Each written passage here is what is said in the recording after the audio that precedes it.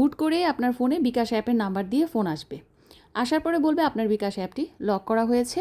এটা যদি পুনরায় চালু করতে চান তাহলে আপনার বাসার আশেপাশের কোনো বিকাশ অ্যাপের দোকানে যেতে হবে।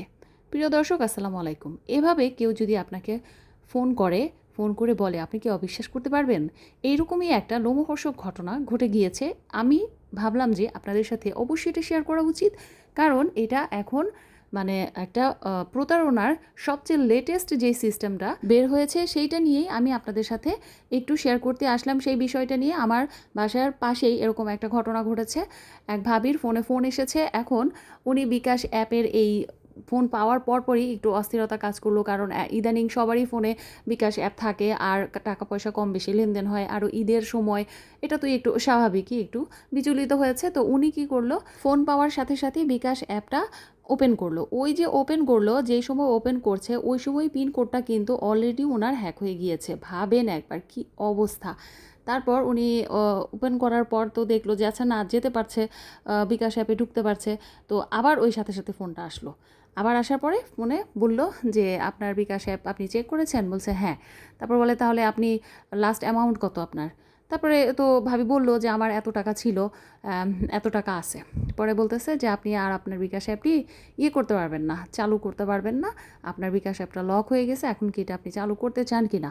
পরে বলতেছে আপনি টাকা তো উঠাতে পারবেন না এটা থেকে। কেন উঠাতে পারবো না? ভাবি তো কথা বলতেছে এরকম একটু রাগ দেখিয়ে। পরে বলতেছে আমি তো বিকাশ অ্যাপে ঢুকতে পারছি, তো আমার তো কোনো সমস্যা নেই। বলে কি না, আপনি পাশের দোকানে যান, গিয়ে দেখেন ওখানে আপনি এটা ওপেন করতে পারবেন না, আর আপনার বিকাশ অ্যাপটা ক্লোজ করা হয়ে গেছে। আমি আপনার বিকাশের অফিস থেকেই ফোন দিয়েছি। তারপর সেই ভাবি ওনার হাজবেন্ডকে নিয়ে বিকাশের দোকানে গেছে। যাওয়ার পর বিকাশের লোকটাকে দেখানোর পরে বলতেছে হ্যাঁ, এটা তো বিকাশের অ্যাপের বিকাশের অফিসিয়াল নাম্বারই দেখা যাচ্ছে।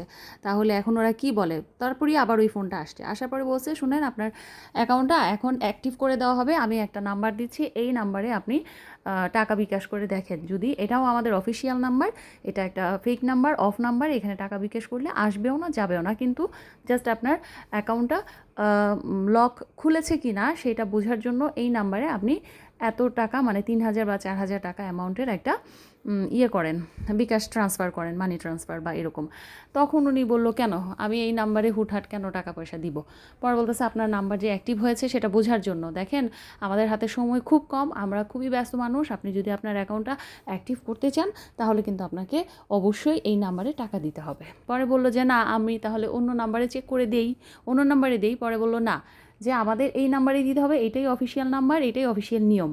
ভাই এরকম অনেকক্ষণ জারাজিরি করার পর ওনারা বুঝতে পারছে, একটা পর্যায়ে গিয়ে আর টাকা দেয় নাই। পরে ওই লোকটাও গালিগালাজ শুরু করছে। এইভাবে অবস্থাটা মিটমাট হয়েছে। প্রিয় দর্শক, আমি জানি না কতটুকু বুঝিয়ে আমি ঘটনাটা আপনাদেরকে বলতে পেরেছি, কিন্তু কথা হলো যাদের মোবাইলে এই ধরনের বিভিন্ন অ্যাপস আছে, নগদ, বিকাশ, তারপর হচ্ছে আরও অন্যান্য, আপনারা ঘুণাক্ষরেও বুঝতে পারবেন না আপনাদের মোবাইল থেকে কিভাবে টাকা সরিয়ে নেবে। সুতরাং এরকম কোনো ফোন আসলে রিসিভ করার কোনো দরকার নাই। সবাই খুব সাবধান থাকবেন। আল্লাহ হাফিজ।